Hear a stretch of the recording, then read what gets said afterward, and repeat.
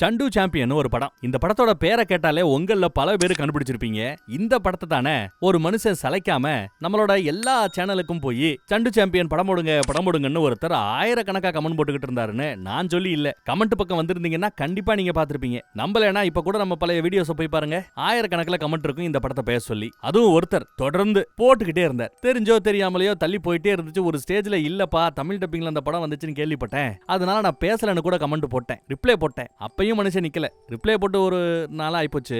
இன்னும் விடாத கமெண்ட் போட்டுக்கிட்டே இருக்கிறார். அந்த மனுஷனுக்காகத்தான் இப்ப இந்த படத்தை நாம பேச போறோம், பார்க்க போறோம். தமிழ் டப்பிங்ல இருக்கேன்னு தெரியாதனமா போய் படத்தை தமிழ் டப்பிங்ல பார்க்கணும்னு நினைக்காதீங்க. ஏன்னா டப்பிங்ல பேசின ஆட்கள் எல்லாம் யார் தெரியுமா? எல்லாம் ஹிந்திக்காரங்க. அதுவும் இந்த படம் போடுறதுக்கு முன்னாடி புகையில சிகரெட் இதெல்லாம் அடிக்காதீங்கன்னு ஒரு வாய்ஸ்ல ஒரு தமிழ் டப்பிங்ல லைன்ஸ் வரும் பாத்தீங்களா? அந்த மாதிரி விளம்பரத்துக்கு பேசக்கூடிய ஆட்களை படத்தை டப் பண்ண கொடுத்துட்டாங்க போல தெரியுது.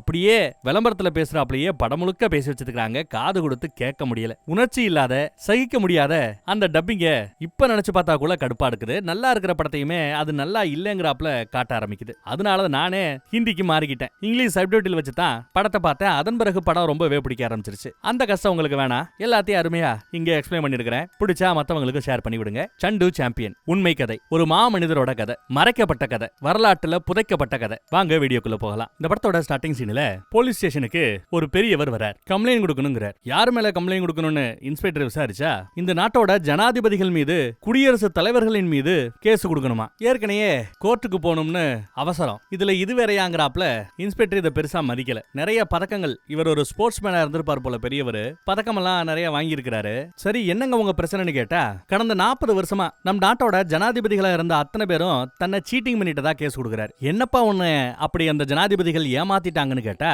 40 வருஷம் ஆயிப்போச்சு, இன்னும் எனக்கு அர்ஜுனா அவார்டு கொடுக்கலையா, இனியும் காத்திருக்க முடியாது, இனி என் உரிமைக்காக நான் போராடுவேங்கிறாரு. சரி அந்த அவார்டை வச்சு என்ன பண்ண போறீங்கன்னு கேட்டா, காஷாதாபா ஜாதவ் அப்படின்ற ஒருத்தருக்கு சாகித்ய அகாடமி அவார்டு கொடுக்கப்பட்டதான். இந்தியாவுக்காக சுதந்திர இந்தியாவோட முதல் ஒலிம்பிக் போட்டியோட வின்னர். இந்தியா சுதந்திரம் வாங்கின பிறகு நமக்காக ஒலிம்பிக்ல போய் போட்டி போட்டு ஜெயிச்ச முதல் ஸ்போர்ட்ஸ் மேன் அவர் தான். குஸ்தி போடுறவர். அவருக்கு சாகித்ய அகாடமி அவார்டு கொடுக்கப்பட்டதான். அவங்களோட கிராமமே அப்படி அவார்டு கொடுத்த பிறகு பயங்கரமா சீரும் செழிப்பா வளர்ந்து நிக்குதான். ஆனா ஏன் கிராமம் இன்னும் முன்னேறாம அப்படியே கிடக்குது. எனக்கு அவார்டு கிடைச்சா அதன் மூலமா என்னோட கிராமம் முன்னேறுங்கிறாரு. ஆமா இதெல்லாம் உங்களுக்கு எப்படியா தெரியும்னு கேட்டா, ஏன்னா அப்ப நான் அங்க இருந்தேங்கிறாரு. அப்ப சின்ன பையன் இவர். அண்ணன் கூட தம்பியா இருந்த இவ்வளவு பெரியவர். நம்ம படத்தோட ஹீரோவும் அவர் தான். சைக்கிள்ல வேக வேகமா வந்துட்டு இருக்காங்க. ஏன்னா ஊரே ஒண்ணு கூடி 2 பேரை வரவேற்றுக்கிட்டு இருக்காங்க. ஒருத்தரை வரவேற்றுக்கிட்டு இருக்காங்க. யார? அதான் சொன்னமே, சுதந்திர இந்தியாவுக்காக ஒலிம்பிக்ல ஒரு பதக்கத்தை வாங்கிட்டு வந்தவர்னு, ஜெயிச்சவர்னு, அவரை தான். அதை பார்த்துட்டு இம்ப்ரெஸ் ஆன நம்ம தம்பிகாரன், நம்ம ஹீரோ, அதே மாதிரி நானும் பதக்கம் வாங்குவேங்கிறான். அப்படி பதக்கம் வாங்கினா என்னையும் ஊர்க்காரங்க எல்லாம் தோல் மேல தூக்கி வச்சு சுமப்பாங்கல்ல அப்படின்னு ஒரு கனவோட இருக்கிறான். வீட்டு பக்கம் வருவான். டே அப்பா கிட்ட எதுவும் உலகை தொலைறான்னு சொல்லிட்டு தான் எல்லாரும் சாப்பிட உட்காந்துருக்காங்க. அப்பா வந்ததும் ஓலரி கொட்டிடுறான். இந்த மாதிரி நாங்க போனோம், அவரை பார்த்தோன்னு. படிப்பு வர மாட்டேங்குது, வெட்டியா போய் ஊர் சுத்திட்டு இருக்கிறீங்களா அப்படின்னு சத்தம் போறாரு அவர். அடுத்து கிளாஸ்ல பார்த்தா யாராரு என்ன ஆகணும்னு ஆசைப்பட்டா ஒருத்தன் டாக்டருங்கிறான், ஒருத்தன் இன்ஜினியருங்கிறான். ஆனா நம்ம பைய நான் ஒலிம்பிக்ல போட்டி போட்டு பறக்க வாங்குவேங்கிறான். எல்லா பசங்களும் சிரிக்கிறாங்க ஏளனமா. இவனுக்கு யாராவது சிரிச்சா பிடிக்கவே பிடிக்காது. உடனே அவங்களோட மல்லு கட்டிட்டு சண்டைக்கு இறங்கிடுவான். சண்டை போட்டுட்டு எப்படி வந்துட்டு இருக்கான்னு பாருங்க. அண்ணன் தான் சண்டையை நிப்பாட்டி இவனை கூட்டிட்டு வருவாப்ல. அவங்க சொன்னதுல ஒண்ணும் தப்பு இல்லையே. எல்லாரும் இவனை சண்டு சாம்பியன் கூப்பிட்டாங்களாம். இந்த படத்தோட பேருமே அதுதான். சண்டு சாம்பியன்னா தோத்தாங்கோலி சாம்பியன் அர்த்தம். பறக்க வாங்குங்கிற எதுல பறக்க வாங்குவே? உனக்கு என்ன ஸ்போர்ட்ஸ் தெரியும், என்ன விளையாட்டு தெரியும்னு கேட்டா முழிக்கிறான். சரி பறக்கம் வாங்கினவர் குஸ்தி தானே போட்டாரு, அப்ப நானும் குஸ்தி போடுறேன்னு அந்த ஊர்ல இருக்கிற ஒரு குஸ்தி மாஸ்டரோட காலை பிடிச்சிக்கிட்டு எனக்கு சிஷியனா ஏத்துக்கங்க, எனக்கு சொல்லிக் கொடுங்கிற. கால்ல இருந்து பிரிக்கிறதுக்கே போதும்னு ஆயிடுச்சு. அப்புறம் என்னடா உனக்கு வேணும்னு கேட்டா, நான் குஸ்தி மாஸ்டர் ஆகணும், குஸ்தியில நான் பறக்க வாங்கணும்னு சொல்ல எல்லாம் வெறிஞ்சிருக்கிறாங்க. இவனுக்கு தான் யாராவது சிரிச்சு ஆகாதே. உடனே கோவப்பட்டு கல் எடுத்து கல்லால் அடிப்பேன் எல்லாத்தையும் மிரட்டுறான். அவரும் சரி குஸ்தி தானே கத்துக்கணும், வா சொல்லி கொடுக்குறேன்னு கூட சேர்த்துக்கிட்டு எடிபிடி வேலை வாங்குறார். ஃபுல்லா எடிபிடி வேலை தான். வித்தைய சொல்லியே கொடுக்கல. நாட்கள் அப்படியே உருண்டோடுது. ஆளு வளர்ந்து எருமாட்டு கணக்கா வளர்ந்து நிக்கிறான். குஸ்தி மாஸ்டரோட தங்கச்சி புருஷன் அந்த ஏரியாவோட கவுன்சிலர் போல. அவரோட புள்ள இப்ப வளர்ந்து நிக்கிறான் போல. நம்ம ஹீரோவோட ஸ்கூல்ல சண்டை போட்டு தான் வந்தான். அவன் இப்போ குஸ்தி கத்துக்கிட்டு இருக்கிறானா. ஊர் மக்கள் முன்னாடி அவனோட ஊருக்கு நாம போய் விளையாடணும், அவனை வம்புக்குனே ஜெயிக்க விடணும், அது அவனுக்கு பெருமையா? சோ தோக்குறதுக்கு ஒரு ஆள் வேணும்னு கேட்க, என்னங்க இது, இந்த மாதிரி போய் தோத்துட்டு வந்தா பெரிய அவமானம் ஆயிடும், எங்களால முடியாதுன்னு பசங்க எல்லாம் சொல்றாங்க. அதுல ஒருத்தன் பேசாம இதோ இருக்கானே நம்ம சந்து, இவனை அமுச்சுடுங்க, சும்மா எடுபடி வேலை தான் நீங்க பாத்துட்டு இருக்கிறான், குஸ்தி சண்டையெல்லாம் போட தெரியாது, கண்டிப்பா அவங்க தோத்துருவான்னு சொல்லி இப்படி கோர்த்து விட, குஸ்தி மாஸ்டரும் ரைட்டு டே நாளைக்கு மேட்சுக்கு வந்துடுறான்னு கூப்பிடுறாரு. ஆனா வீட்டுல அப்பா, ஏண்டா இன்னைக்கு உனக்கு ரிசல்ட் வரப்போது, மேட்ச் விளையாட போறியா மேட்ச்னு காதை பிடிச்சி திருகிறாரு. அப்பா கிட்ட இருந்து எஸ்கேப் ஆறதுக்காக ஓடியாரான். போய் ரிசல்ட்டை பாடுறான்னு பின்னாடியே விரட்டிக்கிட்டு அவனும் வராரு. ஸ்கூல்ல வந்து ரிசல்ட்ட பார்த்தா மறுபடியும் புட்டிக்கிச்சு. பல தடவை ஃபெயில் ஆயிட்டு இருக்கான் போல. ஆனாலும் அப்பா கிட்ட இருந்து எஸ்கேப் ஆயிட்டான். இந்த பக்கம் மேட்ச் ஜோரா நடந்துகிட்டு இருக்குது. கவுன்சிலரோட பையனை களத்துல இறக்கணும். இன்னும் நம்ம சண்டு வரலையேன்னு எங்க வேணு அவங்க மாஸ்டர் எல்லாம் ஆர்வமா எதிர்பார்த்துக்கிட்டு இருந்தா அவனும் வந்து நிக்கிறாங்க. அப்பாடா வந்துட்டான், மேட்ச்ல இறக்கி விடுங்கன்னு இறக்கி விடுறாங்க. ஸ்டார்டிங்ல எல்லாம் பொசுக்குன்னு ஒரு மாதிரி ஓடி விளாண்டுகிட்டே இருப்பான். பிடி கொடுத்தே விளையாட மாட்டான்.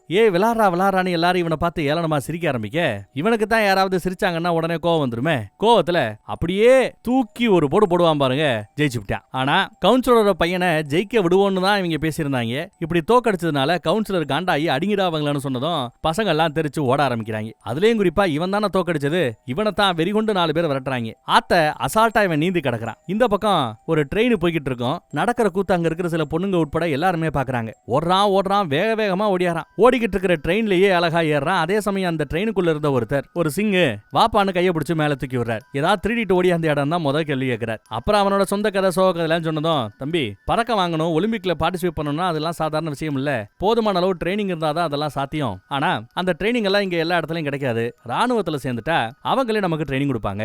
நானும் அந்த மாதிரி போட்டியில ஜெயிக்கணுங்கிற ஸ்போர்ட்ஸ்மேன் தான் பாங்கறாப்ல. என்னப்பா ஸ்போர்ட் அப்படின்னு கேட்டா பாக்ஸிங், குத்துச்சண்டை வீரரா அவரு. அப்படியே ராத்திரி அங்கேயே படுத்துறாங்க. திடீர்னு ஒரு 4 பேர் வந்து ட்ரெயின்ல இருந்து இறங்கி இவனை அடிக்க வராப்ல தெரியுது. பார்த்தா கனவு. காலையில எந்திரிச்சா ஒருத்தர் நியூஸ் படிச்சிட்டு இருக்காரு. நியூஸ்ல பிளைட்ல ஆக்சிடென்ட் ஆகி ஒரு பிளைட்ல இருந்து 63 பேர் இறந்து போயிட்டாங்களாம். பிளைட்ல ஏறினாலே கொன்னு போட்டுருங்கிறாப்ல தாத்தா சொன்னது இவன் பயப்படுறான். அடுத்து வேற ஒரு ட்ரெயின் வருது. அந்த ட்ரெயின்ல ஏறி ராணுவத்துக்காக ஆள் எடுக்கிறாங்க போல. அங்க போய் ஜாயின் பண்ணிக்கிறான். ராணுவத்துல டெஸ்ட் வச்சு தானே ஆள் எடுப்பாங்க. அந்த மாதிரி டெஸ்ட் வச்சு தான் இங்கேயும் ஆள் எடுக்கிறாங்க. ஆள் நல்லா வாட்ட சாட்டமா இருக்கிறாங்கிறதுனால அசால்ட்டா எல்லா போட்டிகள்லயும் ஜெயிச்சு டெஸ்ட்லயும் ஜெயிச்சு ராணுவ வீரன் ஆயிட்டான். ஒரு இடத்துல இருந்து இன்னொரு இடத்துக்கு பயணப்பட்டு போறதா இருந்தா 2-3 நாள் ஆகும். ஜாலியா ஆட்டம் பாட்டம் கொண்டாட்டம் எல்லாம் நல்லா போய்கிட்டு இருக்கும். ட்ரைனிங்கும் ஒரு பக்கம் சிறப்பா நடக்கும். சரி, இங்கேயாவது அடக்க ஒடுக்கமா இருக்கிறானா? இங்கேயும் சில பேர் இவனை சண்டு சாம்பியன் கூப்பிடுவாங்க. பறக்கம்னு தெரியுமா, உனக்கு என்ன ஸ்போர்ட் தெரியும்னு ஓட்டி எடுத்துக்கிட்டு இருக்க இவன் காண்டாயி அவங்களோட சண்டை போடுவான். அத ஒரு மேஜர் பார்த்துட்டு பனிஷ்மெண்ட் கொடுக்குறாரு. மலையில அதுவும் ஹெவி பனிஷ்மெண்ட். ஆமா, ஏன்டா அப்படி சண்டை போட்டீங்கன்னு கேட்டா, இந்த மாதிரி நாட்டுக்காக நான் ஒலிம்பிக் வாங்கணும், அவார்டு வாங்கணும் ஒலிம்பிக்லங்கிறாப்ல சொல்றான். பரவாயில்லையே, நாட்டுக்காக பறக்க வாங்கணும்னு ஆசைப்படுறான். உனக்கு என்னடா தெரியும் கேட்டா குஸ்தி தெரியுங்கிறான். குஸ்தி இங்க சொல்லி கொடுக்கறதுக்கு ஆள் இல்ல. ஆனா குஸ்தி மாதிரி இருக்கிற வேற ஒரு கேம் இருக்கு, அந்த கேம்ல உன்னை சேர்த்து விடுறேன் வா அப்படின்னு நாளைக்கு காலையில ஜிம்முக்கு வர சொல்றாரு. இங்க வந்து பார்த்தா அவர் சொன்ன மேட்ச் குத்துச்சண்டை பாக்ஸிங் மேட்ச் தான். இவன் ஏதோ ஏற்கனவே பாக்ஸிங் எல்லாம் கத்துக்கிட்டு இருக்கான்னு நினைச்சிட்டு மாஸ்டர் அவனை வேற ஒரு மாஸ்டர் எல்லாரையும் உள்ள ஏறி விளையாட சொல்லிக்கிட்டு இருக்காரு. இவனும் உள்ள ஏறிடுவான் க்ளவுஸ் போட்டுக்கிட்டு. அதே சமயம் மேஜர் அந்த பக்கம் வந்து, என்ன இவனை மேல ஏற சொல்லிட்டீங்க, அவன் இன்னைக்கு தான் புதுசா ஜாயின் பண்றான், தேர்வானா இல்லையான்னு நீங்க தான் சொல்லணும்னு சொல்ல. அப்படியா, ஓகே, அப்ப இறங்கி ஏதாவது தூசித்தோட போ அப்படின்னா இவன் இறங்க மாட்டேங்கிறான். ஒரு வாய்ப்பு கொடுங்க, நான் நல்லா சண்டை போடுவேன், குஸ்தி எல்லாம் நல்லா போடுவேங்கிறான். அது வேற இது வேற தம்பின்னு சொன்னாலும் கேட்கல. சரின்னு தாங்கிட்ட பல வருஷமா ட்ரைனிங் எடுத்துக்கிட்டு இருக்கிற ஒரு குத்துச்சண்டை வீரரை இறக்கி 1 நிமிஷம் டைம். அந்த 1 நிமிஷத்துக்குள்ள இவனை ஒரு தடவையாவது மூஞ்சில குத்திட்டேன்னா உனக்கு நான் ட்ரைனிங் கொடுக்குறேன்னு ஒத்துக்கிறார். இவனும் அடிக்க முயற்சி பண்ணா அடி வாங்கிட்டு இருக்கான். மிஸ் ஆகிக்கிட்டே இருக்குது. தொடர்ந்து அவனால அடிக்கவே முடியல. அதே சமயம் இந்த பக்கம் நம்ம சிங்கு எப்படி குத்து கொடுக்கணும் அப்படிங்கறத லைட்டா செஞ்சு காட்டுறாரு. அதை கவனிச்சதும் நல்லா மூஞ்சிய போய் காட்டுவான். மூஞ்சி கிடைக்குதுன்னு ஓங்கி குத்த போறப்போ விலகிக்கிட்டு மூஞ்சில திருப்பி ஒரு குத்து குத்துவான் பாருங்க.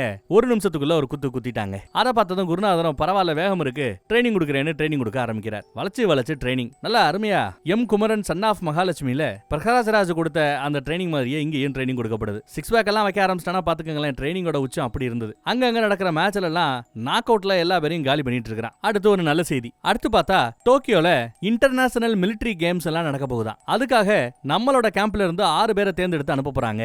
அங்க ஒரு கால் நீங்க ஜெயிச்சீங்கன்னா உலக அளவுல நடக்கக்கூடிய போட்டிகள்ல உங்களுக்கு பங்கெடுக்கிறதுக்கு வாய்ப்பு கிடைக்கும். இதே டோர்னமெண்ட்லயே உலகத்துல இருக்கிற மத்த நாட்டு வீரர்களோட உங்களால போட்டியும் போட முடியும். நீங்க ஏதாவது பெருசா ஒலிம்பிக்ஸ் மாதிரியான கேம்ல சாதிக்கணும்னா இதுதான் என்ட்ரன்ஸ் மாதிரி. இங்க நீங்க பதக்க அடிச்சீங்கன்னா ஒலிம்பிக்ஸ்ல உங்களுக்கு சீட்டு கன்ஃபார்ம்ங்கறாப்ல ஒரு உயரதிகாரி எடுத்து சொல்றார். இவன் ரொம்ப குஷி ஆயிட்டான். ஆனா ஜப்பான்ல டோக்கியோல மேட்ச். அதுக்கு ஃளைட்ல ஏறி போகணும். ஃளைட்ட பார்த்தா இவனுக்கு பயம். கியூல நிக்கிறது பார்த்தா நரகத்துக்கு போறதுக்கு கீழ நிக்கிறாப்ல அவனுக்கு தெரியுது. பாய் தூரம் வந்தவன் இதுக்கு மேல என்னால முடியாதுறான்னு தெரிச்சு ஓடுவான். பின்னாடியே குருநாதர் ஓடி பிடிக்கிறான்னு போலீஸ்காரங்க கூட வந்து நிக்கிறாங்க. மொத்தமா எல்லாரும் சேர்ந்து அமுக்கி அவனை அலாக்கா வண்டியில ஏத்திடுறாங்க. வண்டிலையும் டேக் ஆஃப் ஆகும்போது ஆன்னு கத்திக்கிட்டே வருவான். ஆனா டேக் ஆஃப் ஆன பிறகு அதோட அழகை பார்த்து ரொம்ப சந்தோஷப்படுறான். பயம் போயிடுச்சு. டோக்கியோல வந்து இறங்கியாச்சு. எல்லாரும் சரக்கு எடுத்து குடிச்சிட்டு இருப்பாங்க. சரக்கு கசக்குன்னு வாங்கலே, குடிச்சு பாப்போம் அப்படின்னு குடிச்சு பாக்குறாங்க. கசப்பா இருக்கு, போய் துப்பிடுறாங்க. அங்க ஒரு நியூஸ் ஆங்கரை அறிமுகப்படுத்தி வைக்கிறாரு ஒருத்தர். நியூஸ் ஆங்கரை பார்த்ததும் இவனுக்கு பிடிச்சு போச்சு. அடுத்தடுத்த ரவுண்டுல நாம யாரு கூட எல்லாம் போட்டி போட போறோம், அவங்க அவங்களோட பிளஸ் என்ன மைனஸ் என்ன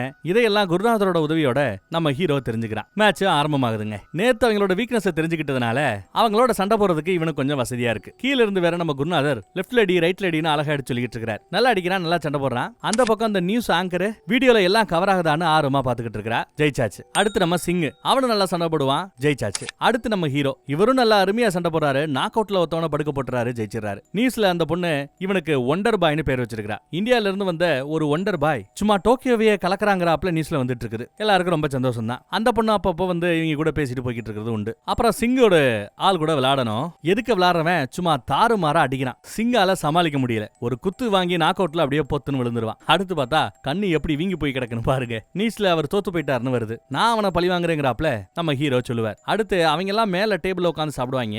ஏன் நாமளும் அதே பிளேயர்ஸ் தான், அதே லெவல் தான், நாம மேல உட்காந்து சாப்பிட கூடாதா, வாடா அப்படின்னு சிங்க கூட்டிட்டு மேல வந்து உட்காருவார். எல்லாரும் ஃபோக்கு ஸ்பூனை வச்சு சாப்பிடுவாங்க. நம்மளும் கையில் எடுப்போம்னு கையில் எடுக்கிறாங்க. ஆனா சிக்கனை கட் பண்ணி சாப்பிடறதா இருந்தா ஐயோ போதும் போதும் ஆயிடும். முயற்சி பண்றாங்க. அவங்களோட பவருக்கு பிளேட்டு தான் உடையுது. கத்தியால கட் பண்ணி எல்லாம் சாப்பிட முடியல. இதை பார்த்து அந்த நியூஸ் ஆங்கரும் சிங் அடிச்சான்ல அவனும் சிரிச்சுட்டு இருக்காங்க. அதுவும் இவனுக்கு கோவம். அடுத்து மேட்ச்ல வச்சு சும்மா பொலன்னு பொலக்கலாமே நினைச்சா நல்லா அடி வாங்குவான். கைத்து பக்கத்துல இருந்து வெளியில வாடான்னு இந்த பக்கம் குருநாதர் கத்துறாரு. நல்லா அடி வாங்கிட்டு இருக்கான். பாரு, கோவத்தை குறைச்சுக்கிட்டு மூளையை வச்சு விளையாடு. நல்ல வாய்ப்பு கிடைக்கும் போது ஓங்கி ஒரு குத்து குத்தணும்னு சொல்லுவாப்ல. அதே மாதிரி இவனும் விளையாடுவான். சான்ஸ் கிடைக்கும் போது தாடையில ஒரு குத்து குத்தி அடுத்த குத்து குத்துறதுக்குள்ள ஆளு கீழே விழுவான் பாருங்க. ஸ்லோ மோஷன்ல பாக்குறதுக்கு அப்படி இருக்கும். நாக் அவுட்லயே ஜெயிச்சிட்டான். சிங்க அடிச்சவன திரும்ப ஜெயிச்சாச்சு. அதை எல்லாத்தையும் அந்த நியூஸ் ஆங்கர் பொண்ணு எல்லாம் சூட் ஆயிடுச்சா, ஃபுட்டேஜ் கிடைச்சிருச்சாங்கிறது தான் குறியா இருக்குது. ஜெயிச்சாச்சு. சரி, அடுத்து யார் கூட விளையாட போறோம், அவனோட மேட்ச் பார்க்கலாமே. குருநாதர் இவனும் போற சமயம் அந்த பொண்ணு வந்து ஒரு இன்டர்வியூ பண்ணணும், கொஞ்ச நேரம் வர முடியுமான்னு கேக்குறா. குருநாதர் அதற்கெல்லாம் நேரம் இல்லைன்னு சொல்லிட்டு இவங்களை கூட்டு போக பார்த்தா அவங்க யாருமே எங்களை இன்டர்வியூ எடுத்தது இல்ல, டிவில எல்லாம் வருவேன் ப்ளீஸ் ப்ளீஸ்னு கெஞ்சுறாங்க ரெண்டு பேர். சரி ஓகே, சீக்கிரம் வந்து சேர்ந்துருங்க.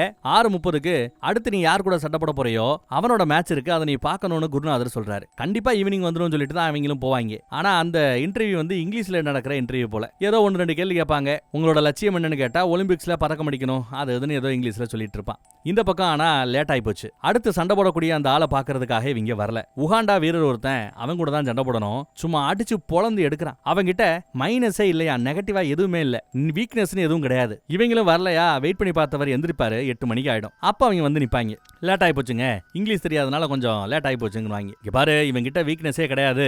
ஒரு நொடி நீ கவனம் சதறன, நீ தோத்த அப்படிங்கிறார். ஒரு நொடி கவனம் இல்லாம நீ எதுவும் பண்ணிடக்கூடாது, அவ்வளவு கான்சென்ட்ரேஷனா இருக்கணுங்கிறார். அடுத்து மேட்ச் நடக்குதுங்க. உகாண்டா வீரனோட சண்டை. நல்லா அடி கொடுப்பான், நல்லா அடியும் வாங்குவான். நல்லா தான் போய்கிட்டு இருந்தது. அடி கொடுத்துக்கிட்டு இருக்கும் போது அந்த நியூஸ் ஆங்கர் பொண்ண ஜாலியா பார்த்து சிரிக்கிறான். அவளும் அந்த பக்கத்துல இருந்து சிரிப்பா. இதை நம்ம குருநாதர் பார்த்துட்டு கான்சென்ட்ரேஷன் குறைய கூடாதுன்னு சொன்னா இந்த பையன் என்ன ஓவரா பண்றானேங்கிறப்பல பாக்குறாரு. கரெக்டா இதே மாதிரியே கவன சிதறல் ஏற்பட ஓங்கி ஒரு போடு. அவ்வளவுதான். இவனோட கனவெல்லாம் அப்படியே சுக்கு நூறாய் போச்சு.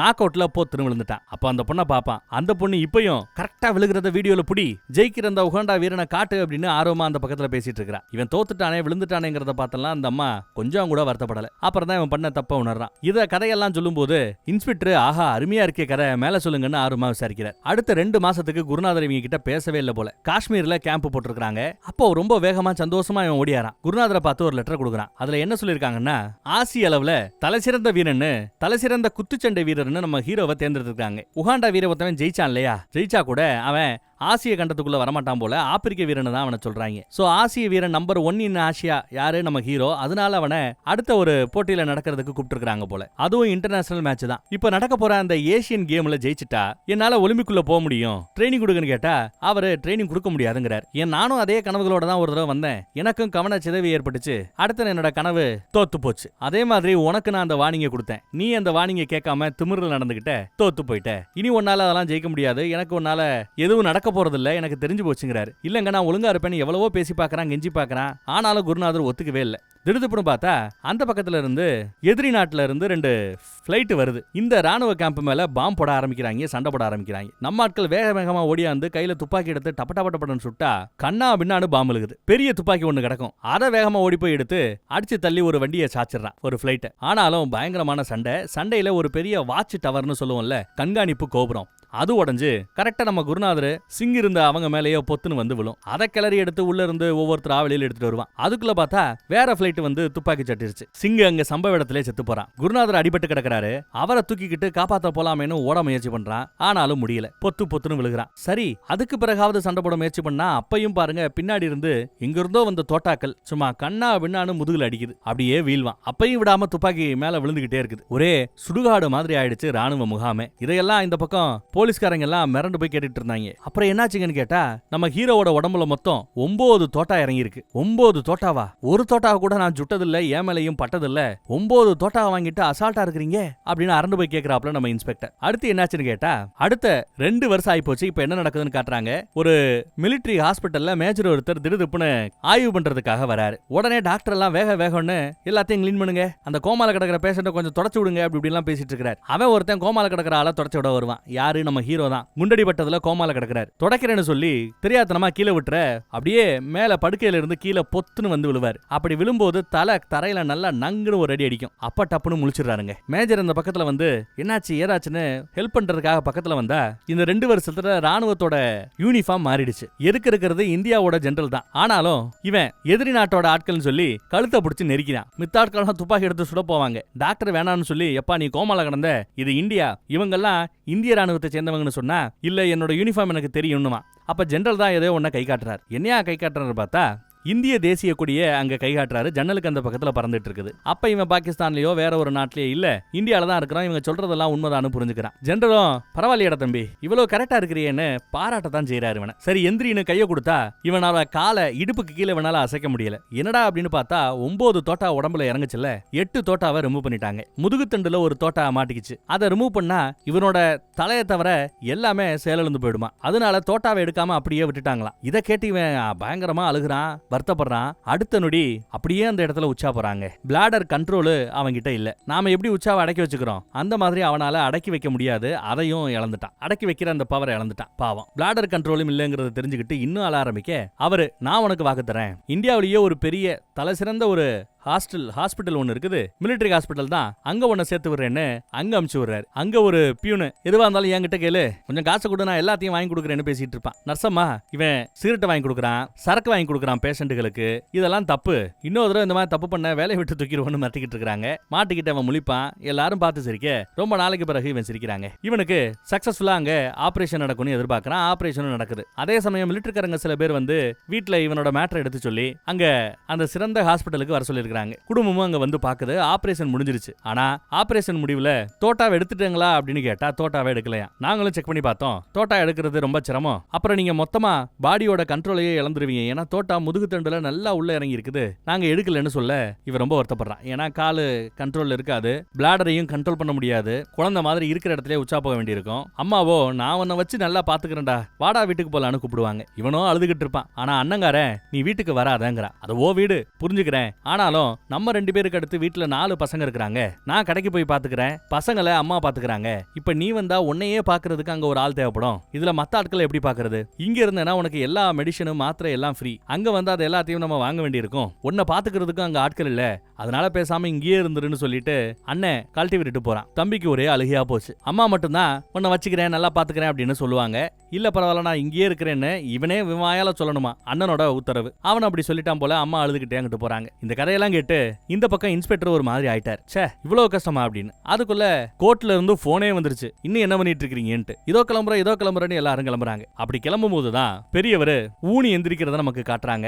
சிக்கு வச்சுதான் நடக்கிறார். இன்னும் காலு சேலிழந்து தான் இருக்குது போல. பாவம். சரி கூட வந்திருக்கிற அந்த பையன் யாருன்னு பார்த்தா அப்பான்னு கூப்பிடுறான். சோ நம்ம சண்டு சாம்பியனோட பையனா இருக்கலாம். பிளாஷ்பேக் தொடருது. பஸ்ல போய்கிட்டு இருக்கும்போது பிளாஷ்பேக்க சொல்லிக்கிட்டு இருக்கிறார். அன்னைக்கு இவருக்கு பிறந்த நாள் நம்ம ஹீரோவுக்கு. கேக்கெல்லாம் வெட்டி கொண்டாடுறாங்க. சரக்கு அடிக்கணும்னு ஆசைப்படுறாரு. பியூனு கிட்ட காசு கொடுக்க பியூனு சரக்கு வாங்கி கொடுத்து அன்னைக்கு ஜாலியா அடிச்சிட்டு இருக்காங்க. பியூனு அடிக்கடி லாட்டரி வாங்குறவரு, இது வரைக்கும் பெருசா அடிச்சது கிடையாது போல. ஜாக்பாட்டோ பெரிய பணமும் அடிச்சது கிடையாது. 100 ரூபா கொடுத்திருப்பேன், அதுல ஒரு பெட் அவர் கட்ட போறாராம். திடீர்னு என்ன நினைச்சான் தெரியல, தாங்கிட்ட இருக்கிற மொத்த பணத்தையும் கொடுத்து ஆர்டரா 1 2 3ங்கிற நம்பருக்கு என் பேர்ல கட்டிரு அப்படின்னு காசு கொடுக்குற. தம்பி நிறைய வேற நம்பர் செலக்ட் பண்ண தம்பி, ஏன் தம்பி வரிசையா 1 2 3 செலக்ட் பண்றேன்னு கேப்பாப்ல பியூனு. பரவாயில்ல விடு, ஏதோ வாய்க்கு வந்துச்சு, கட்டிக்கே அப்படின்னு காசெல்லாம் கொடுத்துட்டார். சரி ஓகே பாப்போன்னு இவரும் போய் நம்ம ஹீரோ பேர்ல அவன் சொன்னாப்லயே பணத்தையும் கட்டிட்டார். அதுக்குள்ள அதுக்குள்ள இங்க பார்த்தா நம்ம ஹீரோ சாகணும்னு முடிவு பண்ணிட்டான் போல. தூக்க மாத்திரை 30 தூக்க மாத்திரை அள்ளி அள்ளி போட்டு தண்ணிக்கு பதிலா விஸ்கியை போட்டு குடிச்சுக்கிட்டே இருக்கிறான். சாகணும்னு முடிவு பண்ணிட்டான். அந்த பக்கம் இப்போ ரிசல்ட் அனௌன்ஸ்மெண்ட் வருது. பார்த்தா இவன் வாங்கினா அதே நம்பருக்கு ஜாக் பாட் அடிச்சிருக்கு. முழுசா 44,000 ரூபாய் இவன் சம்பாதிக்கிறான் போல. அந்த இடத்துல கேட்டு அப்படியே ஆடி போய் பொத்துன்னு விழுந்துடுறாரு நம்ம பியூனு. அவ்வளவு பெரிய பணம். அந்த காலகட்டத்துல 1 பவுண்ட் தங்கத்தோட விலையே வெறும் 180 ரூபா தான். இவன் ஜெயிச்ச பணம் 44,000. அப்ப எவ்வளவு பெரிய பணம்னு பாருங்க. வேகமா ஓடியாரு நம்ம பியூனு. எப்பா ஜெயிச்சிட்டப்பா, ஜாக் பாட்டுப்பா அப்படின்னு வந்து பார்த்தா இவன் ஒரு மாதிரி மயங்கி கிடக்குறான். எவ்வளவுப்பா தண்ணி குடிச்ச? ஒரு விஸ்கி பாட்டிலே காலி பண்ணிருக்குன்னு கேட்கும்போது அவருக்கு வாந்தி வருது. நல்லா வான்னு வாந்தி எடுக்கிறான். அடுத்து திடீர்னு எனக்கு உச்சா வருது, என்னால ஃபீல் பண்ண முடியுதுங்கிறான். அந்த பிளாடரோட கண்ட்ரோல் இல்லைன்னு சொன்னாங்கல்ல, இப்போ அந்த கண்ட்ரோல் அவனுக்கு வந்துருச்சு. உச்சாவை கண்ட்ரோல் பண்ணவோ இல்ல பாத்ரூமுக்கு போய் உச்சா இருக்கவோ இவனால முடியும். குழந்தைங்க மாதிரி பெட்லயே போற பழக்கம் இனி இவனுக்கு வராது. அது ஒரு நல்ல ஆரோக்கியத்துல ஒரு முன்னேற்றம்னு சொல்லலாம். அந்த பக்கம் வந்தா அவனுக்கு மாலை போட்டு ஜெயிச்சு அந்த பணத்தையும் கொடுத்து பாராட்டுறாங்க. ஊர்க்காரங்க கொல்ல வந்தா அங்க நம்ம ஜண்டு சாம்பியன் தப்பிச்சான். 9 தோட்டா உடம்புல இறங்கியும் அப்பவும் இவனுக்கு சாவு வரல. 30 தூக்க மாத்திரை, ஒரு பாட்டில் விஸ்கி, அதை குடிச்சும் எனக்கு சாவு வரல. சரி வாழணும்னு அதன் பிறகுதான் எனக்கு தோணுச்சு. அப்புறம் இந்த நீச்சல் பயிற்சி எல்லாம் எடுத்தா ஓரளவு நல்லதுன்னு கேள்விப்பட்டு நீச்சல் பயிற்சி கூட எடுத்து பாக்குறான். அப்படி முயற்சி பண்ணிட்டு இருக்கும்போது குருநாதர் அங்க வந்து நிக்கிறார். எஸ், அந்த யுத்தத்துல அவர் சாகல, உயிரோட தான் இருந்திருக்காரு போல. தனக்கு இருந்த ஒரே நண்பை இறந்து போயிட்டு நினைச்சு நம்ம ஹீரோ வருத்தப்படுறார். வந்த குருநாதர் உன்ன ஒரு இடத்துக்கு கூட்டு போறேன்னு குஸ்தி சண்டை நடக்கிற இடத்துக்கு கூட்டிட்டு போறாப்ல. 40 வயசுல ஒரு பழைய குஸ்தி வீரரு அருமையா சண்டை போட்டுட்டு இருக்காரு இப்பயும். அப்ப நீ ஏன் நிக்கிற, நீ தொடர்ந்து சண்டை போடு அப்படி இப்படின்னு அட்வைஸ பொழியறாப்ல. ஆனா வீல் சேர்ல இருக்கிற என்னால என்ன பண்ண முடியும், ஏன் இப்படி என்கிட்ட தேவையில்லாத அட்வைஸ பண்றீங்கன்னு அவன் ஃபீல் பண்ணிட்டு இருக்கான். ஒரு விபத்துல கை காலை இழந்த ஒரு பொண்ணு கூட கோல்டு மெடல் அடிச்சிருக்காளாம். ஒரு கால் இல்லாதவன் லாங் ஜம்ப்ல அவார்டு வாங்கியிருக்கிறார். பேரா ஒலிம்பிக்னு ஒன்னு இருக்கு, ஊனமுற்றவர்களுக்கான ஒலிம்பிக் போட்டி. அதுல நீ பார்ட்டிசிபேட் பண்ணலாம்னு ஒரு புது மேட்டரை எடுத்து சொல்றாரு. பேரா ஒலிம்பிக்கா அப்படி நான் இவன் விசாரிக்கிறான். எடுத்து சொல்றாரு ஊனமுற்றவர்களுக்கான உலக போட்டி அது, அதுல நீ பார்ட்டிசிபேட் பண்ணலாங்கிறாப்ல. இவனும் நமக்கு வாய்ப்பு இருக்குது, மறுபடியும் நம்ம போட்டி போட முடியும், ஜெயிக்க முடியும்லாம் யோசிக்கிறாப்ல. பேரா ஒலிம்பிக்ஸ்ல நீச்சல் போட்டியில இவனை ஒரு மாதிரி ஆக்கணும்னு குருநாதர் முடிவு பண்ணிட்டாரு. அவனும் முயற்சி பண்ணிட்டு இருக்கான். விடாது ட்ரைனிங் கொடுக்கப்பட்டுக்கிட்டே இருக்குது. கால் இல்லங்கிறதே கொஞ்ச நாள் மறந்து படுஜோரா ட்ரைனிங் எடுத்துக்கிட்டு இருக்கான். இந்தியாவுக்கான காமன்வெல்த் போட்டிகள்ல பங்கெடுக்கிறதுக்கு ஒரு 35 நிமிஷம் 35 செகண்ட்ல போனா போதும். 50 மீட்டர் நீச்சல் போட்டியில 35 செகண்ட்ல அதை கிராஸ் பண்ணா போதும். ஆனா இவன் அதையும் தாண்டி காமன்வெல்த் போட்டியில ஒருத்தர் ரெக்கார்டு பிரேக் வச்சிருக்காரு. எவ்வளவு நிமிஷம், எவ்வளவு செகண்ட்? 38 செகண்ட். 50 மீட்டர் தூரத்தை 38 செகண்ட்ல அவர் தாண்டினதுதான் சாதனையா இருக்குது. இவனும் அதே மாதிரி 38 செகண்ட ரீச் பண்ணி ஈவன் பண்ணிட்டான். அவர் ரொம்ப சந்தோஷப்படுறாரு. பேரா ஒலிம்பிக்ஸ்க்கு போயிடலாமே நினைச்சிட்டு இருக்காங்க. இதெல்லாம் பிளாஷ்பேக். இப்ப நடப்புக்கு வந்த இன்ஸ்பெக்டர் என்ன இன்னைக்கு அந்த பறக்க வேணும்னு கம்ப்ளைண்ட் கொடுத்தவர் வரலையா அப்படின்னு விசாரிக்கிறார். வரல போல தெரியுது. என்ன அவார்டு வேணாமா அவருக்கு, என்னையா பண்ணலாம் அவருக்காக அப்படின்னு யோசிச்சுட்டு இருக்கும்போது அங்க இருக்கிற கைதி ஒருத்தர் நான் ஐடியா கொடுக்குறேன், அவரை பத்தி நியூஸ்ல ஏதாவது ஒரு ஆர்டிகல் வந்தா உங்களுக்கு தான் பெருமைங்கிறாப்ல ஒரு பிட்ட போடுறான். ஆனா கூட இருக்கிற மித்த போலீஸோ நீ என்னடா ஐடியா கொடுக்கறது, ஒரு கால அவர் சொன்னதெல்லாம் நம்ம ஹீரோ சொன்னதெல்லாம் பொய்யா இருந்து ஆர்டிகலை நம்ம ரிலீஸ் பண்ண பிறகு மாட்டிக்கிட்டா இவர் வேலையா போயிடும் தெரியுமா அப்படின்னு இன்ஸ்பெக்டரை காட்ட, இன்ஸ்பெக்டர் நீ முடிக்கோ எப்பா நீ வாப்பா அப்படின்னு அந்த பையில கீழே வர சொல்றார். கைதி கீழே வந்து சார் நான் வேற ஒரு ஐடியா தரேன், போ பேசாம ஒரு மீடியாவை கூப்பிட்டு அவங்களோட சேர்த்து விட்டுருங்க. மீடியா ஒரு ஆர்டிக்கலை ரிலீஸ் பண்ணி ஒரு கால அது பொய்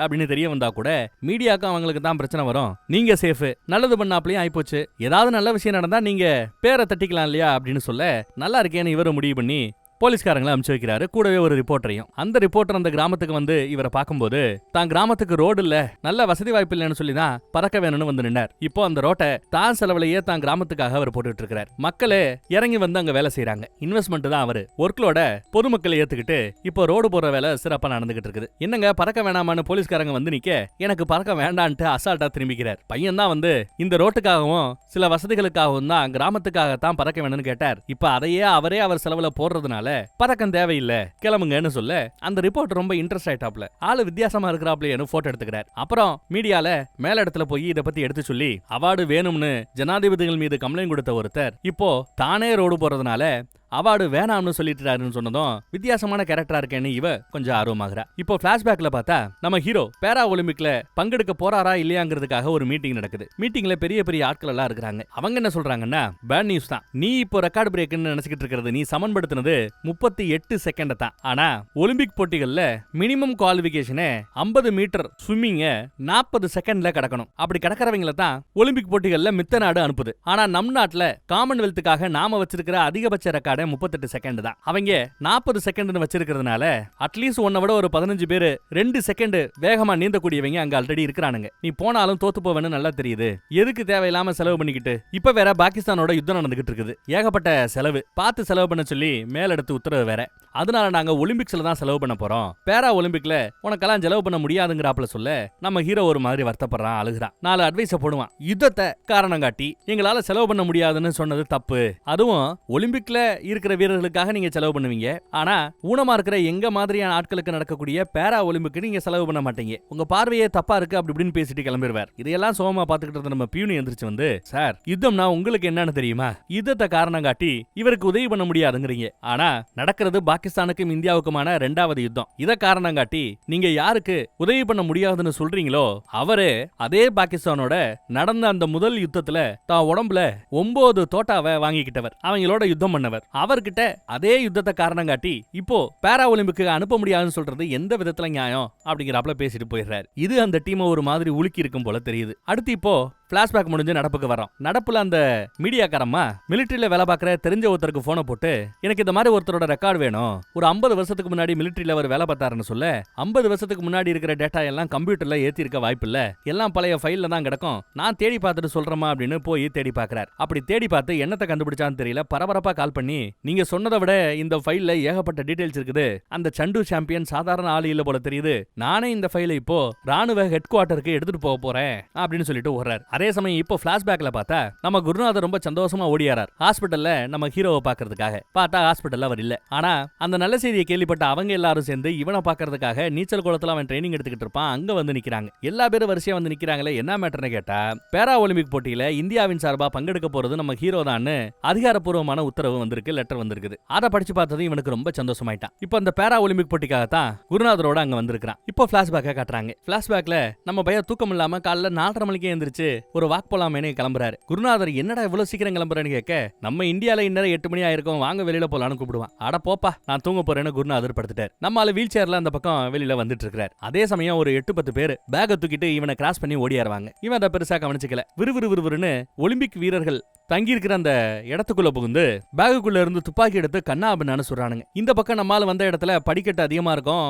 கொஞ்சம் வேகமா வந்ததுல அப்படியே படிக்கட்டுல உருண்டு வந்து பொத்துன்னு கீழே விழுந்துருவான். மேல வேற துப்பாக்கி சத்தம் கேக்குது. கட் பண்ணி இப்போ நடப்புக்கு வரோம். நடப்புல இந்த ஃபைலை எப்படிப்பா நாம மிஸ் பண்ணோம், நம்ம கிட்ட ஏன் இந்த ரெக்கார்ட்ஸ் எல்லாம் கம்ப்யூட்டர்ல இல்லன்னு ஒரு உயரதிகாரி கேக்குறாரு. சரி இந்த டீடைல்ஸ் எல்லாம் ஒலிம்பிக்ஸ் கமிட்டி கிட்ட கொடுத்து அதெல்லாம் உண்மையான ஒரு தடவை செக் பண்ணிக்க எதுக்கும் அப்படிங்கிறாரு உயரதிகாரி. இப்போ மறுபடியும் பிளாஷ்பேக்கு போறோம். பிளாஷ்பேக்ல நம்மால கீழே விழுந்தான்ல, தலையில லைட்டா அடிபட்டு இருக்கோம். அப்புறம் எந்திரிச்சு வேகமா கிளம்பி இந்த பக்கத்துல வந்தா போலீஸ் அந்த பக்கத்துல ரவுண்டு கட்டிட்டாங்க. குருநாதருக்கு ஒன்னாகல, அவரும் ஓடியாராரு. என்ன மேட்டர்னு கேட்டா, தீவிரவாதிகள் சில பேர் உள்ள புகுந்து அவங்களோட எதிர்ப்பை தெரிவிக்கிறதுக்காக ஜெர்மனி நாட்டுக்குள்ள ஒலிம்பிக் போட்டிக்காக வந்த மத்த நாட்டு வீரர்கள் எல்லாம் சுட்டு தள்ளிக்கிட்டு இருக்காங்க. பல பேர் இறந்திருக்காங்க. சண்டை பயங்கரமா நடந்துட்டு இருக்குது. நியூஸ்ல வேற இப்போ இத காரணம் காட்டி இங்க முனிஷிங்கிற இந்த சிட்டில நடக்க வேண்டிய இந்த ஒலிம்பிக் போட்டியை நிறுத்திட்டாங்களாம். இத கேட்டதும் நம்ம பையன் அப்படியே ஒரு மாதிரி ஆடி போவான். கட் பண்ணி இப்போ நடப்புல அந்த ராணுவ வீரர் மீடியாக்காரிக்கு போன போட்டு, இந்த மாதிரி முனிஷ்ல ஒரு தீவிரவாதிகளோட சண்டை நடந்தது இல்ல, அதனால அந்த முனிச்சில நடக்க வேண்டிய ஒலிம்பிக் போட்டியை ஸ்டாப் பண்ணிட்டாங்க. அதன் பிறகு அந்த பேரா ஒலிம்பிக் போட்டி அதே ஜெர்மனி நாட்டுல ஹெய்டெல்பர்க்ங்கிற இன்னொரு சிட்டிக்கு மாத்தப்படுது. அந்த ஹெய்டெல்பர்க் சிட்டில நடந்த அந்த போட்டிகள், அதுல நம்ம சைடுல இந்திய சைடுல ஜெயிச்ச இந்த மேட்டர்ஸ் இது எதுவுமே நம்ம கவர்மெண்ட் கிட்ட, நம்ம ஒலிம்பிக் கமிட்டி கிட்ட, நம்ம ராணுவத்துக்கிட்ட ரெக்கார்டு இல்லையா. அதை தான் எடுத்து சொல்றாரு. ஏதோ ஒரு குளறுபடி நடந்துருச்சு. ஏன்னா திடீர்னு நடக்க வேண்டிய போட்டி நின்னு போய் அது வேற ஒரு இடத்துக்கு மாறி அப்படி இப்படின்னு கொலாப்ஸ் ஆயிருக்கும்ல, அதுல வந்த குளறுபடின்னு ராணுவ வீரர் எடுத்து சொல்றாப்ல. சோ ஹெய்டெல்பர்க்ல நம்ம ஹீரோ ஒரு கால ஏதாவது ஒரு சாதனை பண்ணி இருந்தா அந்த ரெக்கார்டு இந்தியாவுல இருக்கிறதுக்கு வாய்ப்பே இல்லைன்னு எடுத்து சொல்றார். எப்படி எல்லாம் கை காலு இதெல்லாம் இல்லாதவங்க எல்லாம் பேரா ஒலிம்பிக்ல சாதிக்கிறாங்க, ஃபைட் பண்றாங்கன்னு பாருங்க. அதெல்லாம் பார்த்து நம்ம பையன் ஒரு மாதிரி உணர்ச்சி வசப்படுறான். அடுத்து இவனுக்கான அந்த நீச்சல் போட்டிக்கான தளம் அங்க வந்து பார்த்தா ஜே கூட்டம் ஆயிரக்கணக்கில் இருக்கிறாங்க. இந்தியாவுக்காக பங்கெடுக்க வந்திருக்கிற நம்ம சண்டு சாம்பியனை என்கரேஜ் பண்றதுக்காக சில இந்தியன் ஆடியன்ஸும் அங்க இருக்கிறாங்க. ஏற்கனவே இந்த பேரா ஒலிம்பிக்ல சாதனை பண்ணவரு ஒருத்தர் இங்க இருக்கிறார் போல முதல்ல அறிமுகப்படுத்துறாங்க. அடுத்து இன்னொருத்தவன் இவன் இந்திய நாட்டை சேர்ந்தவன் தான், இந்தியாவோட காமன்வெல்த் போட்டியோட சாம்பியனா, அவனையே அறிமுகப்படுத்துறாங்க. அடுத்து இன்னும் சில பேர் இருக்கிறாங்க. நம்ம குருநாதர் ஒன்ன விட நல்லா நீச்சல் விளையாடக்கூடிய ஒரு 4 பேர் இங்க இருக்கிறாங்க, அவங்கள ஜெயிக்கிறது கஷ்டம் அப்படி இப்படின்னு அட்வைஸ் போட்டுட்டு இருக்காரு. காமன்வெல்த் போட்டி கூட இந்தியாவோட போட்டி கிடையாதாமே, அதுவும் பல நாடுகள் சேர்ந்து நடத்துற போட்டி மாதிரி தான் தெரியுது. அதுல சாம்பியனா சில பேர் இருக்கிறாங்க. எப்படி அத்தனை பேரை நம்ம ஹீரோ சமாளிக்க போறான்னு தெரியல. டாப்ல இருக்கிற ஒரு 4 பேருக்குள்ள ஒரு ஆளா வந்தா தான் அடுத்த லெவல்ல இவனால என்ட்ரி ஆக முடியும். 4வது ஆளா வந்தா கூட ஓகே. ரொம்ப ஆர்வமா எல்லாரும் காத்துக்கிட்டு இருக்காங்க. துப்பாக்கியை சுட்டு மேட்ச் ஆரம்பமாகுது. பார்த்தா நம்ம பையன் பின்னாடி நீந்திக்கிட்டு இருக்கான். குருநாதர் சொன்னது அவனுக்கு ஞாபகம் வருது. முதல் 4 பேருக்குள்ள வரணும். அனௌன்ஸ்மெண்ட்ல இந்தியா பின்னாடி வந்துட்டு இருக்குது, அடுத்த ரவுண்டு போக வாய்ப்பில்லைன்னே சொல்லிட்டாங்க. ஆனா திடுதிப்புன்னு படு வேகம் எடுக்க ஆரம்பிக்கிறான். நம்ம கமிட்டி ஆட்கள் சில பேரும் அங்க இருந்து மேட்சை பார்த்துக்கிட்டு தான் இருக்காங்க. 4வது இடத்தை நெருங்கிட்டு இருக்கான். முழு எஃபர்ட்டை போட்டு சட சட சட சடன்னு அடிக்க ஆரம்பிக்கிறான். 2 பேரு ஆல்மோஸ்ட் ஒரே மாதிரி வந்து பினிஷிங் லைனை தொட்டுட்டாங்க. ஆனா ஒரே மாதிரி இவங்க தொட்டாங்கல்ல, அதை இவங்க வீடியோ எடுத்துருக்காங்க, போட்டோ எடுத்துருக்காங்க. அதை திரும்ப திரும்ப பிளே பண்ணி பார்த்து இந்த தேர்ட் அம்பையர் தான் இப்ப டிசைட் பண்ணணும் யார் தொட்டாங்கிறத கன்ஃபார்ம் பண்றது. டிஸ்பிளேல வந்துகிட்டு இருக்குது. அடுத்த ரவுண்டுக்கு போறதுக்கு 4வது இடத்துல நம்ம ஹீரோ நிக்கணும். ஆனா இவன் 4வது இடத்துல இருக்கிறானா 5வது இடத்துல இருக்கிறானான்னு ஒரு பரபரப்பு. யாரு 4வது இடம்? இந்தியாவா இல்ல நம்மள ஆண்ட இங்கிலாந்து நாட்டை சேர்ந்தவனா அப்படின்னு பார்த்தா முடிவெடுக்கிறதுக்கு நிறைய காலதாமதமாகுது. அடுத்து பார்த்தா 4வது இடத்துல இந்தியா வந்துருச்சுங்க. சோ அடுத்த ரவுண்டுக்கு முன்னேறாரு. இங்கிலாந்து நாட்டை சேர்ந்த வீரன் தோத்துட்டான். கமிட்டி ஆட்கள் எல்லாம் சூப்பர்னு பாராட்டுறாங்க. குருநாதர் பாராட்டுறாரு. இதெல்லாம் பிளாஷ்பேக். இப்போ அந்த மீடியா லேடி நம்ம பயலோட ஸ்டோரியை இப்ப மீடியால போட்டு விட்டாங்க. முன்ன பின்ன பேர் தெரியாத ஒருத்தர் அவரோட கதையை 50 வருஷத்துக்கு பிறகு இப்போ நாங்க இந்த மீடியால போட வேண்டிய அவசியம் என்னன்னு ஆரம்பிச்சு அழகா அந்த அம்மா ஆர்டிகல் எழுதி இருக்கிறா. ஊர் உலகம் எல்லாம் படிக்குது. மிலிட்டரிக்காரங்களும் படிக்கிறாங்க, நம்ம போலீஸ்காரங்களும் படிக்கிறாங்க. மறுபடியும் பிளாஷ்பேக். அடுத்த ரவுண்டு மேட்ச் இது. இந்தியா இப்போ 5வது இடத்துல இருக்குது நீந்திக்கிட்டு இருக்கிறத பார்த்தா. இந்த ரவுண்டுல முதல் 3 இடத்துல யார் வராங்களோ அவங்க தான் அடுத்த ரவுண்டு போக முடியும். 3வது இடத்துக்கு தான் இப்போ நம்ம பய கடுமையா போராடிக்கிட்டு இருக்கிறான். திடுதிப்புன்னு வேகம் எடுக்கிறாரு நம்ம ஹீரோ. பெல்ஜியம், நியூசிலாந்து, மித்த நாட்டு ஆட்கள் எல்லாம் அந்த இடத்துக்கு போராடுறாங்க. அவ்வளவு வேகமா வந்தவன் பினிஷிங் லைன் இருக்கிறத கூட கவனிக்காம போய் நங்குன்னு முட்டி இருப்பான். முட்டுதுல காது ஒய்ங்குது. அவன் ஜெயிச்சானா தோத்தானா அவனோட இடம் என்னங்கிறது அவனுக்கு தெரியல. அனௌன்ஸ்மெண்ட் மேல கொடுத்துட்டாங்க. முட்டுனதுல நேம் போர்டு அவனுக்கு சரியா தெரியல. அவனோட இடம் எத்தனைன்னு அப்படியே கேர் ஆகுது. அவன் பார்க்கல. பார்த்தா 3வது இடத்துல நம்ம ஹீரோ வந்து நின்னுட்டாரு. S, ஃபைனலுக்குள்ள entry ஆயிட்டாப்ல. அடுத்த நாள் குருநாதர் உசுப்புனா இவன் எந்திரிக்கவே மாட்டேங்கிறான். என்ன எந்திரிக்க மாட்டேங்கிறான்னு பாடிய கூட அப்படி உளுப்பி பாக்குறாரு. அப்பயும் எந்திரிக்கல. தண்ணி எடுத்து மூஞ்சில அடிச்சா அப்பதான் அவன் ஓரளவு முழிக்கவே செய்யறான். என்னப்பா ஆச்சுங்கிறாரு. விசாரிக்கிறார். நீ தூங்கல, மயங்கி கிடந்தங்கிறாப்ல. என்னாச்சு விசாரிக்கிறார். மறுபடியும் ஒண்ணு இல்ல, நல்லா இருக்கேன் அப்படிங்கிறான். அப்போ உன் தலைவாணியில இருக்கிற இந்த ரத்தம் என்ன அப்படின்னு விசாரிக்கிறார் இவர். அந்த தீவிரவாதிகள் வந்து அன்னைக்கு பல பேரை கொன்னாங்கல்ல, அப்ப படிக்கட்டுல விழுந்தார்ல, அப்பயே தலையில அடிபட்டு இருக்குது. குருநாதர் பதறாப்ல. ஆக்சுவலா இவன் உடம்புல 9 தோட்டா இறங்குச்சுன்னு சொன்னாங்கல்ல, அதுல ஒரு தோட்டா பின்னந்தலையில பட்டிருக்கும். ஆபரேஷன் எல்லாம் பண்ணி எடுத்திருப்பாங்க. அங்கேயே படிக்கட்டுல விழும்போது அடிபட்டு இருக்குது. உடனே கிளம்பு, டாக்டரை பார்க்கணும்னு அடம்பிடிக்கிறார் குருநாதர். டாக்டரை பார்த்தே ஆகணுங்கிறாரு. சும்மனும் போது தெரியாதனமா நீ பினிஷிங்ல முட்டிட்டா என்ன ஆயிரும் தெரியுமா அப்படின்றாரு. ஆனா நேத்தே அவன் முட்டிட்டான். சோ அடி இன்னும் பலமா அதிகமா போயிருக்குது. ஆனாலும் அவன் என்ன இப்ப விளையாட விடலைன்னா இங்கேயே செத்து போவேன். விளையாட விட்டீங்கன்னா ஒரு கால் நான் சாகலாம், சாகாம கூட இருக்கலாம், நான் ஆடுவேன். இப்ப டாக்டர் கிட்ட எல்லாம் போனா அப்புறம் என்னால மேட்ச் விளையாட முடியாது. இந்தியாவுக்காக பறக்க வாங்கணுங்கிறதா என்னோட ஆசை. என்ன வாங்க விடுங்க, என்ன ஆட விடுங்கன்னு அழுகிறான். இப்போ பிளாஷ்பேக்ல அப்பாவும் பையனும் தையல் கடை நடத்திட்டு இருக்காங்கல்ல, அண்ணனும் அப்பாவும். அவங்க கடையில ஏதோ எஃப்எம்ல நியூஸ் ஓடிக்கிட்டு இருக்கும். அதுல பார்த்தா பேரா ஒலிம்பிக் போட்டியில ஸ்விம்மிங்ல நடக்க போற இறுதி போட்டியில இந்தியாவை சேர்ந்த நம்ம சண்டு சாம்பியன் பங்கெடுக்க போறாருங்கிற செய்தி வருது. அதை கேட்ட அப்பாவுக்கு அண்ணனுக்கு ஷாக். ஒலிம்பிக் வரலாற்றிலேயே இந்திய நாட்டை சேர்ந்த ஒரு நீச்சல் வீரர் ஃபைனல்ஸ்குள்ள என்டர் ஆகிறது இதுவே முதல் முறையா. அதையெல்லாம் கேட்டதும் அண்ணன் ரொம்ப உணர்ச்சி வசப்படுறான். வீட்டுக்கு தெரிச்சு ஓடுறான். அப்பாவுக்கு ரொம்ப பெருமையா இருக்குது. கிராமம் முழுக்க நம்ம கிராமத்தை பத்தி நியூஸ்ல சொல்லிட்டு இருக்காங்க.